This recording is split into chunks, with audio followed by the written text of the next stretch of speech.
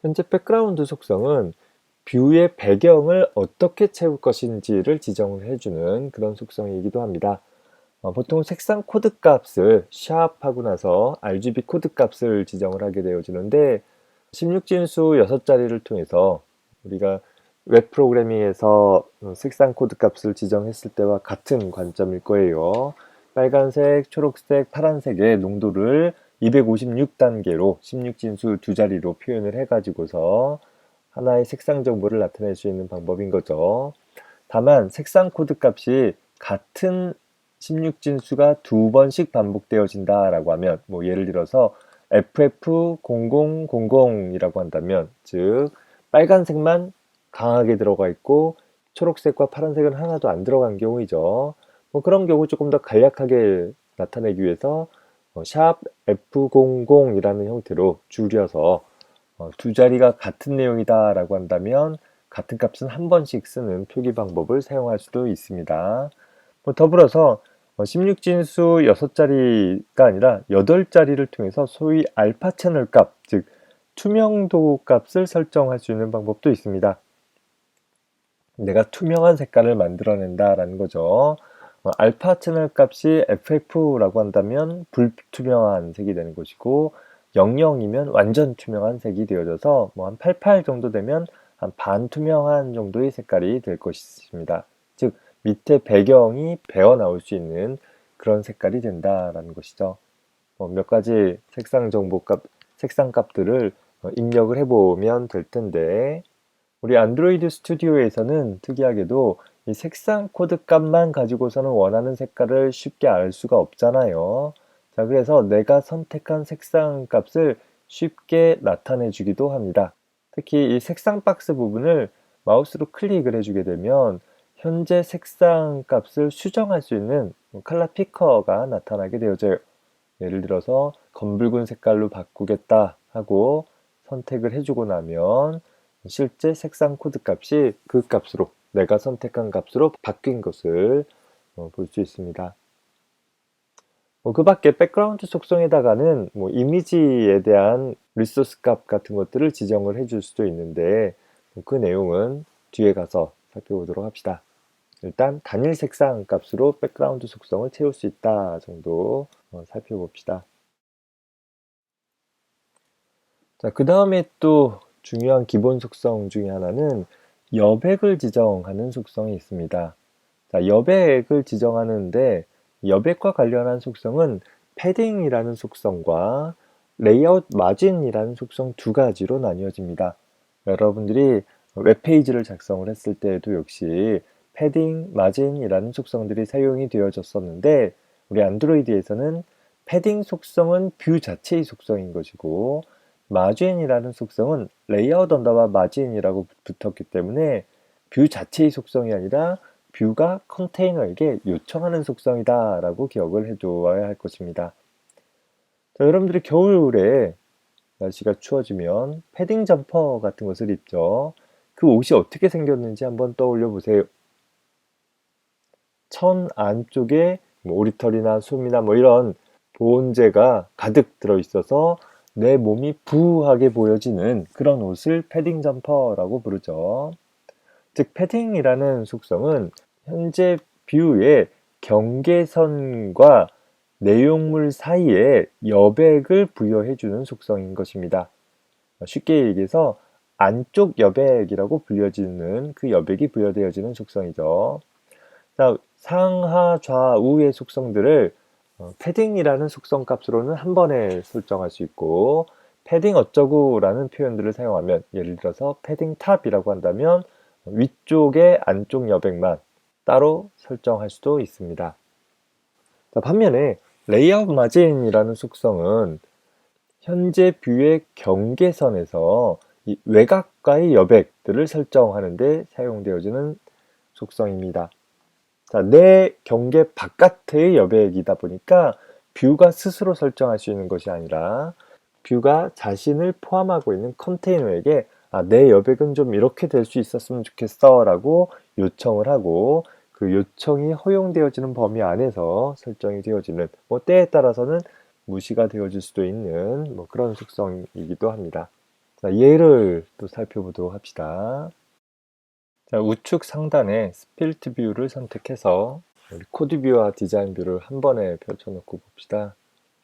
현재 리니어 레이아웃 같은 경우에 레이아웃 하이트를 랩 컨텐트로 주었죠. 즉 내가 필요한 높이만큼만 설정해라 라고 했는데, 자, 이 설정 값을 좀 바꿔 보겠습니다. 아직 단위에 대한 얘기를 다루진 않았는데 높이 값을 예를 들어서 300dp라는 값으로 설정을 해주면, 하여튼 300이라는 픽셀이라는 개념하고는 좀 달라요. 하여튼 300dp만큼의 높이가 적당량 설정이 되어질 것입니다. 현재 안녕이라는 내용을 담기보다는 좀 더 넓지만 액티비티의 전체 너비보다는 짧은 그런 너비가 되어졌죠. 현재 자, 이 상태에서 이 리니어 레이아웃에다가 몇 가지 속성을 추가해 보려고 합니다. 현재 리니어 레이아웃에서 속성창 눌러볼게요. 속성창 눌러주면 현재 이 리니어 레이아웃의 높이는 300dp가 되어졌는데, 여백에 대한 속성으로 패딩이라는 속성 찾아가 볼게요. 자, 패딩 속성 가보면 현재 물음표 되어져 있는데, 옆에 눌러서 패딩 전체에 대한 속성을 한 번에 설정을 해 봅시다. 자, 예를 들어서 50dp라고 설정을 하면 어떻게 될까 봅시다. 어떻게 됐어요? 현재 경계선에서 50dp만큼 상하 좌우 안쪽으로 내용물이 이동한 것처럼 보이는 결과가 나타났습니다. 사실은 이동했다라는 것보다는 내용물과 바깥의 경계간에 50dp만큼의 여백을 부여하기 위해서 좀 쪼그라든 것과 같은 형태가 된 것이죠. 자, 다시 현재 리니어 레이아웃이 선택되어져 있는 상황에서, 자, 리니어 레이아웃에 백그라운드 속성을 한번 부여해 봅시다. 리니어 레이아웃에다가 백그라운드 속성을 부여하기를 연두색을 설정을 해주면 확실하게 그 경계를 볼 수 있겠죠. 현재 이 연두색 부분이 리니어 레이아웃 부분이 되는 것이고, 이 리니어 레이아웃 부분에서 50dp만큼씩 줄어든 것처럼 보여지는 속성이 되는 것입니다. 자, 이 상황에서 다시 속성창에서 레이아웃 언더바 속성 중에 레이아웃 언더바 마진이라는 속성을 한번 열어보도록 하겠습니다. 현재 레이아웃 언더바 마진이라는 속성 보면 역시 상하좌우 한 번에 설정할 수도 있고 각각 설정해 볼 수도 있는데, 레이아웃 언더바 마진 탑이라는 속성에다가 50dp라는 속성을 적용을 해 보겠습니다. 자, 그러면 어떻게 됐어요? 위에서 50dp만큼 아래로 이동한 것처럼 보여지죠.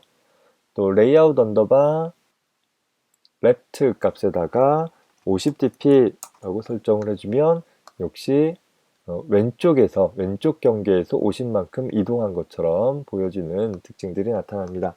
전체적으로 오른쪽 아래 방향으로 살짝 치우친 것처럼 보여지고 있는 것이죠.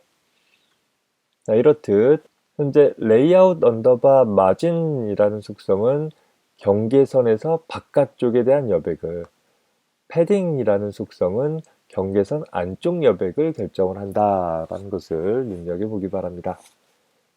헬로우라는 텍스트 뷰와 안녕이라는 텍스트 뷰 사이에 약간의 여백을 주어주고 싶다라고 하면 어떻게 하면 되겠어요? 안녕의 바깥쪽 여백을 설정하거나 혹은 헬로우의 바깥쪽 여백을 설정하는 방법을 취해 볼 수 있겠죠. 예를 들어서 안녕이라는 텍스트 뷰를 선택을 해서 속성창에 레이아웃 언더바 마진의 탑에다가 10dp 정도 주면 어떻게 되겠어요? 살짝 10dp만큼 살짝 떨어진 것처럼 보여줄 수 있는 것입니다. 자, 반면에 이 안녕이라는 텍스트 뷰에 이 경계선과 안쪽 사이에 지금은 경계선에 바짝 붙어서 글자가 표현되고 있는데, 이 부분을 약간 띄워주고 싶다라고 하면 어떻게 하면 되겠어요? 역시 선택한 텍스트 뷰의 속성 창에 패딩이라는 속성을 바꿔주면 되겠죠. 자, 패딩 중에서 뭐 위쪽만 띄워볼까요? 패딩 탑을 뭐 30dp 정도 뛴다 라고 하면, 또 패딩 레프트를 20dp 정도 뛴다 라고 하면, 각각 30dp, 20dp만큼 여백을 준 효과를 볼 수 있습니다. 자, 이렇게 적절한 화면 배치를 위해서 바깥쪽 여백, 안쪽 여백 같은 것들을 지정해 볼 수 있다라는 것 살펴보고, 특히 바깥쪽 여백은 부모에게 요청하는 여백으로서 레이아웃 언더바 마진이라는 형태로 속성명이 사용되어진다라는 것 봐두기 바랍니다. 자, 마지막으로 살펴볼 최상위 뷰의 기본 속성 중에 하나는 비지빌리티라는 속성이 있습니다. 자, 비지빌리티라는 것은 소위 가시성을 지정을 해줄 수 있는 속성인데, 이 비지빌리티라는 속성에 적용되어 줄 수 있는 값을 보면 세 가지 값이 있을 수 있습니다. visible, invisible, gone이라는 세 가지 값이 있는데, 차이점을 본다면 일단 visible과 invisible은 말 그대로 해당하는 뷰를 보이게 할 것이냐 숨기게 할 것이냐에 대한 차이가 있습니다. 자, 예를 들어서 우리가 사용하는 대부분의 뷰의 기본 비지빌리티 속성 값은 보이는 상태가 되겠죠. 자, 앞선 예제에서 여기 헬로우라는 뷰에 대해서 비지블 속성을 한번 부여하도록 해볼게요. 여기 비지빌리티 속성 값을 기본 값이 비지블 상태이니까 인비지블이라는 상태로 바꿔봤습니다. 어떻게 됐어요? 현재 뷰가 이 자리를 차지하고 있기는 하나 투명하게 만들어 본 것이, 투명하게 처리를 한 거에, 즉 뷰가 안 보이는 것처럼, 뷰가 없는 것처럼 나타내 줄 수 있도록 해본 것이죠. 자, 이 상태에서 현재 이 뷰의 비지빌리티 속성 값을 인비지블이 아니라 gone이라는 속성 값으로 설정을 하면 어떻게 되는가 보면, 역시 안 보이는 상태가 되기는 하는데 어떻게 됐어요? 자리를 확보하고 있는 영역이 없어져 버렸다라는 거예요. 즉, invisible과 gone은 모두 다 안 보이는 상태가 되는데, invisible은 그저 자리는 확보하되 보이지만 않는 상태인 것이고, gone이라는 것은 정말 사라진 것처럼 자리 확보조차 유지되지 않는 상태로 안 보여지는, 물론 분명히 해당하는 뷰는 존재하고 있지만 보여지지 않는 그런 상태를 만들어내게 된다라는 것입니다. 자, 여기까지 해서 일단 뷰가 가지고 있는 기본적인 속성들 몇 가지 살펴보았습니다. 자, 앞선 예에서는 우리가 액티비티 언더바 main.xml의 내용을 바꾼 것이 아니라 별도의 레이아웃 파일을 만들었죠. 레이아웃 언더바 test.xml을 따로 만들었고, 해당하는 XML 파일에 대한 디자인 뷰를 통해서 시시각각 XML의 내용이 바뀌었을 때 어떻게 보기가 달라지는지를 바로 확인해 볼 수 있었습니다. 다만 현재 이 내용은 아직 실행된 내용은 아닌 거죠. 그저 편집을 쉽게 하기 위해서 안드로이드 스튜디오에서 추가적으로 제공해주는 기능에 불과한 것입니다. 그러면 만약에 내가 작성한 이 XML을 현재 내가 실행하는 프로그램에 적용해보고자 한다라고 하면 어떻게 해야 될까요? mainActivity.java에 가보면 여기 set content view라는 것이 현재 액티비티의 내용을 무엇으로 설정할 것인지를 기술하는 메서드다라고 했었죠. 현재 r.layout.activity_main 이라고 되어 있는데 이 부분을 바꿔줘야 되겠죠. 현재 r.layout. 우리가 작성했던 layout test.xml로 설정을 해라 라는 형태로 적용을 해볼 수 있을 것입니다. 자, 그러면 하나 이제 문제가 되는 것이 현재 이 아래쪽 15, 16번째 줄에서 작성했던 부분, 현재 id 언더바 텍스트 뷰라는 아이디를 가지고 있는 뷰는 activity 언더바 main.xml에 기술되어 있었으나 현재는 activity 언더바 main.xml은 전혀 참고되어지지 않잖아요. 다시 말해서 이 텍스트 뷰는 생성되지 않을 것이고, 따라서 이 구문들은 포함되어지면 안 될 것입니다. 이 부분을 지워주고, 그리고 나서 다시 실행을 해봅시다. 자, 에뮬레이터를 가보면 새로운 뷰로 교체되어져서 수행되고 있는 것을 확인을 해볼 수 있습니다.